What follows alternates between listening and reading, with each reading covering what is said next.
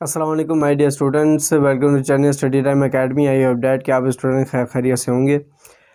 हमने class 9 math का chapter number 1 जो हमने कंटिन्यू किया है, इसके एक्सरसाइज 1.6 के क्वेश्चन नंबर 1 के जो 8 पार्ट थे उसको हमने इन्वर्जन मेथड के ज़रिए से लास्ट वीडियो में हमने 1 बाय 1 करके उसको अटैम्प्ट किया। अब हम उसी क्वेश्चंस को सेकंड मेथड जो कि क्रैमर्स रूल है उसको हमने यूज़ करना है और सारे के सारे क्वेश्चंस को हल करना है और उसमें से जो भी आंसर पहले मेथड के ज़रिए से निकाले गए थे वही आंसर हमने सेकंड मेथड के ज़रिए से निकालनी है। सेकंड मेथड जो है वो जो कि क्रैमर्स रूल है, वहाँ पर एक्स और वाई की वैल्यू निकालने का फॉर्मूला इस्तेमाल किया जाएगा। एक्स और वाई की वैल्यू को निकालने के लिए हमारे पास क्रैमर्स रूल का फॉर्मूला जो है हम उसको इस्तेमाल करेंगे। अब यहाँ पे हमारे पास जो सवाल है, ये जो ऊपर वाली स्टेटमेंट है ये तो आप पढ़ लेंगे। तो यहाँ पर हमने दो तरह की हमें लीनियर इक्वेशंस दी गई है। पहली लीनियर इक्वेशन और दूसरी लीनियर इक्वेशन को हमने इस्तेमाल करना है। सबसे पहले इसका मैट्रिक्स फॉर्म बनाएंगे, ठीक है। तो यहाँ पर मैंने ये सवाल इसको इस तरीके से लिखा है, आप चाहें तो इसको इधर नीचे भी लिख सकते हैं, इसको पहले लिख सकते यानी कि आगे पीछे आप करके इसे लिख सकते हैं। मैंने इसको आगे पीछे इस तरीके से लिखा है ताकि हमें मैट्रिक्स फॉर्म को बनाने का तरीका पता हो, कि ज़रूरी नहीं है कि हमें जैसे इक्वेशंस पहले पिछली वीडियोस के अंदर हम करके आए हैं वैसे ही हमें इक्वेशंस दी जाएँ। तो इक्वेशंस को बनाने का जो तरीका है वो यहाँ पर आपने दोबारा से गौर से देखना है। तो अब सबसे पहले चलें, हमारे पास सोल्यूशन है, सोल्यूशन। उसके बाद एक सेंटेंस जो कि हमारे पास लिखा जाता है, convert into matrix form. Convert into matrix form means के सबसे पहले इस इक्वेशंस को आपने कन्वर्ट करना है मैट्रिक्स फॉर्म के अंदर। तो ये सबसे पहले हमारे पास एक मैट्रिक्स है, ठीक। यानी कि रूल नंबर 1 हमने पढ़ा था कि मैट्रिक्स फॉर्म में किसी भी लीनियर इक्वेशंस को आपने कन्वर्ट करना है। पहला मैट्रिक्स हमेशा जितने वेरिएबल होंगे उस हिसाब से इसका ऑर्डर बनेगा। यहाँ पे अगर देखा जाए एक्स और वाई दो तरह के डिफरेंट वेरिएबल है, इसका मतलब दो वेरिएबल होने की वजह से यहाँ पर 2 बाय 2 का ऑर्डर इस्तेमाल किया जाएगा। अगर यहाँ पर लीनियर इक्वेशन में 3 वेरिएबल आते हैं तो फिर हमने यहाँ पर 3 वेरिएबल के हिसाब से 3 बाय 3 इसका ऑर्डर बनाना है। अब इसके बाद यहाँ पे देखें, ये कोफिशिएंट का मैट्रिक्स हो गया, ये एक वेरिएबल का मैट्रिक्स हो गया, इक्वल टू का साइन हो गया, और ये हमारे पास कांस्टेंट की वैल्यू आ चुकी है, ठीक हो गया। सबसे पहले मैंने आपसे कहा था कि आपने एक लीनियर इक्वेशंस को लेना है और ऊपर वाली वैल्यू में लिखते जाना है, यानी कि ऊपर जो आपके पास वैल्यू पुट करने की जगह है आपने उसमें वैल्यू पुट करना होती है। उसके बाद आपने क्या करना है, लीनियर इक्वेशन जो कि सेकंड आपको दी गई है आपने उसको नीचे लिखना है। तो सबसे पहले आप क्या करेंगे कि यहाँ से हमारे पास 2x + y = 3 है। तो ये याद रखें, सबसे पहले हमने इस जो कोफिशिएंट का जो मैट्रिक्स है, इस कोफिशिएंट के मैट्रिक्स के अंदर आपने हर वेरिएबल के कोफिशिएंट को लिखना होता है। तो चलें हम क्या करते हैं कि इस कोफिशिएंट को लिखते हैं। सबसे पहले ये याद रखें कि ये जो साइड है ये हमेशा x का यानी कि वेरिएबल लिखा जाएगा। यहाँ पर आपने y का वेरिएबल लिखना है, यहाँ पर आपने वेरिएबल की जो वेरिएबल आपको दिए गए हैं वो आपने लिखना है।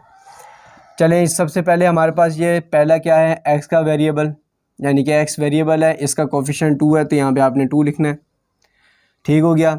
अब चूँकि यहाँ पर भी वेरिएबल की x वेरिएबल की वैल्यू आएगी तो यहाँ से आपने 6 लिखना है, इधर 6, या दूसरे अल्फाजों में यूँ कहें, चलें इसको मैं रिमूव करता हूँ। दूसरे अल्फाजों में सेकंड जो हमारे पास जो तरीका है वो ये है कि पहली इक्वेशंस को आपने एक तरतीब से लिख लेना है। पहले आपने x का वेरिएबल लिखा, फिर आपके पास y है तो y का आपने कोफिशिएंट लिखना है, उसके बाद इक्वल टू का साइन है, और यहाँ पे आपके पास क्या आ जाएगा 3 जो कि कांस्टेंट वैल्यू है। अब यहाँ पे आप देखें, चूँकि हमारे पास पहले x का वेरिएबल है तो आपने पहले x का वेरिएबल लिखना है, और बाद में y है तो आपने यहाँ पे y बाद में लिखना होता है। ये एक इक्वेशंस की वैल्यू हो गई। दूसरी इक्वेशंस की तरफ आए तो आपने नीचे आया है। पहले हमारे पास x का वेरिएबल है तो आप x का वेरिएबल लिखेंगे और कोफिशिएंट लिखेंगे। फिर y का कोफिशिएंट है तो आपने फिर y का कोफिशिएंट यहाँ पे पुट करना है। उसके बाद आपके पास क्या है, कांस्टेंट नंबर है, तो यहाँ पे आपने इसी के सामने कांस्टेंट नंबर लिखना है। ठीक हो गया। और इसके बाद आप यहाँ पे वेरिएबल की अगर बात करें तो पहला वेरिएबल यहाँ पे लिखना है जो कि हमने पहले ही लिख लिया है, और इसके बाद y का वेरिएबल जो कि हमने बाद में y का वेरिएबल लिख लिया। तो ये एक तरीका है। इस तरह की अगर यानी कि ऊपर नीचे अगर आप करके देखें तो वो थोड़ा सा तरीका आसान है, लेकिन अगर आप इस तरह से क्वेश्चंस अगर देखें तो ये तरीका थोड़ा सा हमने समझ के करना है, जो कि ये तरीका मैंने जानबूझ के इस तरह से लिखा है ताकि हमें इस तरह भी लिखना आना चाहिए। तो ये थी हमारे पास वैल्यू ऑफ मैट्रिक्स, ये कोफिशिएंट, ये वेरिएबल, और ये था कांस्टेंट वैल्यू। अब इसके बाद हमने करना क्या है, यहाँ से हम वैल्यू निकालेंगे ए, एक्स और बी की। एज ए इक्वल टू हमारे पास इस मैट्रिक्स का जो नाम है वो हम दे देते हैं ए 6 5, और इस मैट्रिक्स के नाम को हम कैपिटल एक्स से शो करते हैं जो कि वेरिएबल है एक्स वाई। और सेकंड जो मैट्रिक्स हमारे पास ये है कांस्टेंट वैल्यू, इसको हम बी का नाम देते हैं। ठीक हो गया, ए एक्स बी। अब इसके बाद हम क्या करेंगे कि यहाँ से हमने एक जुमला लिखना है, we have to use Cramer's rule. ठीक, now we have to use, या यू कह लें we have to solve by Cramer's rule. By Cramer's हमारे पास है, now we have to solve by Cramer's rule, यानी कि हमने इस सवाल को अब हल करना है बाय क्रैमर्स रूल के ज़रिए, जबकि हमारे पास इन्वर्जन मेथड है। क्रैमर्स रूल के लिए क्या हम यहाँ पे लिखेंगे एज, जैसा कि क्रैमर्स रूल की वैल्यू होती है x equal to A x का डिटर्मिनेंट डिवाइडेड बाय ए का डिटर्मिनेंट, y बराबर होता है ए y का डिटर्मिनेंट डिवाइडेड बाय ए का डिटर्मिनेंट। ठीक हो गया। ये दो तरह के फॉर्मूले हैं, इसके अंदर हम तीन तरह की वैल्यूज़ को निकालेंगे, वैल्यू पुट करेंगे, x और y की वैल्यू को निकालेंगे। जैसा कि हमारे पास ए जो मैट्रिक्स है यहाँ पर आप देख सकते हैं, ए मैट्रिक्स को हम यहाँ पर डायरेक्ट डिटर्मिनेंट की वैल्यूज़ फाइंड करेंगे 2 1 6 5, और इसके बाद 2 को मल्टीप्लाई किया जाएगा 5 के साथ, माइनस किया जाएगा, और उसके बाद 1 को 6 के साथ मल्टीप्लाई करना होता है। नेक्स्ट हमारे पास जो स्टेप है जो कि 2 को 5 से मल्टीप्लाई किया जाए 10 आएगा, यहाँ से 6 वैल्यू आएगी, और इस तरीके से 4 वैल्यू ए का डिटर्मिनेंट वैल्यू फाइंड हो जाती है। अब हमने क्या करना है कि ए एक्स का डिटर्मिनेंट फाइंड करना है। ए एक्स के डिटर्मिनेंट को फाइंड करने के लिए हमारे पास सबसे पहले ए का जो डिटर्मिनेंट है इसकी वैल्यू को हम लेंगे। आप यहाँ पे देखें कि ये जो ए का मैट्रिक्स है, इस मैट्रिक्स के जो कोफिशिएंट, जो एक्स का कोफिशिएंट है, ये कांस्टेंट वैल्यू को उठाना है, कांस्टेंट वैल्यू को एक्स कोफिशिएंट के ऊपर आपने पुट कर देना है। जैसा कि 3 1 मैंने इसकी जगह पर, ये जो वैल्यू है इसकी जगह पर मैंने कांस्टेंट वैल्यू लिखी, जबकि वाई वेरिएबल कोफिशिएंट ऐसे ही रहेगा। एक्स की जगह पर मैंने चूँकि कांस्टेंट यूज़ किया है, इसलिए यहाँ पर ए एक्स का डिटर्मिनेंट फाइंड किया जाता है, यानी कि इसे ए एक्स का नाम भी इसीलिए दिया जाता है, यानी कि एक्स की जगह पर पुट करने की वजह से ए एक्स आ जाएगा। 3 को मल्टीप्लाई किया जाए 5 के साथ, 1 को मल्टीप्लाई किया जाए 1 के साथ, 3 5 ज़ा 15, -1 1 ज़ा 1, और इस तरीके से 14 ए एक्स की वैल्यू फाइंड हो चुकी।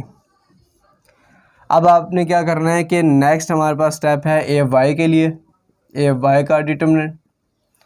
तो यहाँ से हमारे पास ए वाई का यानी ए का मैट्रिक्स, इस मैट्रिक्स को हमने यहाँ से यूज़ करना है। ए वाई के डिटर्मिनेंट जब फाइंड करेंगे तो वाई की वैल्यू को हम चेंज करेंगे, जो कि एक्स की वैल्यू यानी कि एक्स का कोफिशिएंट सेम रहेंगे। वाई के कोफिशिएंट की जगह आपने इसके कांस्टेंट नंबर को पुट करना होता है, और इस तरीके से 2 को मल्टीप्लाई किया जाए 1 के साथ, फिर माइनस फार्मूले का 3 को मल्टीप्लाई किया जाए 6 के साथ, और यहाँ से हमारे पास 2 1 ज़ा 2 माइनस 3 6 ज़ा 18 और इस तरीके से -16 वैल्यू आ जाती है ए वाई का डिटर्मिनेंट। तो ये हमारे पास ए वाई का जो डिटर्मिनेंट फाइंड हुआ है वो -16 है। ए का डिटर्मिनेंट फाइंड हो चुका, ए एक्स का डिटर्मिनेंट और एक वाई का डिटर्मिनेंट हम फाइंड कर चुके हैं। अब इसके बाद हमने क्या करना है, now x equal to A x का डिटर्मिनेंट डिवाइडेड बाय ए का डिटर्मिनेंट, ए वाई का डिटर्मिनेंट डिवाइडेड बाय ए का डिटर्मिनेंट। और इस तरीके से हम यहाँ पर इसकी वैल्यू को पुट करेंगे, ए एक्स का डिटर्मिनेंट जो कि 14 है और डिवाइड करेंगे ए का जो डिटर्मिनेंट है जो कि 4 है। ठीक, यहाँ से मैं अंडरलाइन कर देता हूँ। और इस तरीके से यहाँ से हमारे पास ए वाई का जो डिटर्मिनेंट है वो -16 है डिवाइडेड बाय 4 और 2 2 ज़ा 4 2 7 ज़ा 14 इक्वल टू 7 डिवाइडेड बाय 2। यहाँ से 4 1 ज़ा 4 4 4 ज़ा 16 और -4 वाई की वैल्यू आ जाती है और यहाँ से हमारे पास एक्स की वैल्यू फाइंड होती है। तो ये था हमारे पास एक सिंपल मेथड। सिर्फ आपने क्या करना है, डिटर्मिनेंट की वैल्यू के ऊपर फोकस करना है, यानी कि डिटर्मिनेंट्स वैल्यू से मुराद ए का डिटर्मिनेंट, ए एक्स का डिटर्मिनेंट, ए वाई का डिटर्मिनेंट। और सेकंड स्टेप हमारे पास क्या है कि इस फॉर्मूले को आपने याद रखना है। तो ये था हमारे पास क्वेश्चन नंबर 1 का पार्ट नंबर 2 जो कि हमने क्रैमर्स रूल को यूज़ करते हुए इस सवाल को हल किया है। और इस सवाल का जो आंसर है ये याद रखें कि जो हमने इन्वर्जन मेथड को इस्तेमाल किया था वही इसका आंसर क्रैमर्स रूल के ज़रिए से भी सेम आ रहा है। तो ये था आज के लिए, इस वीडियो को देखें और जहाँ भी प्रॉब्लम हो तो वो आप जो है ना कमेंट्स वगैरह में बता सकते हैं।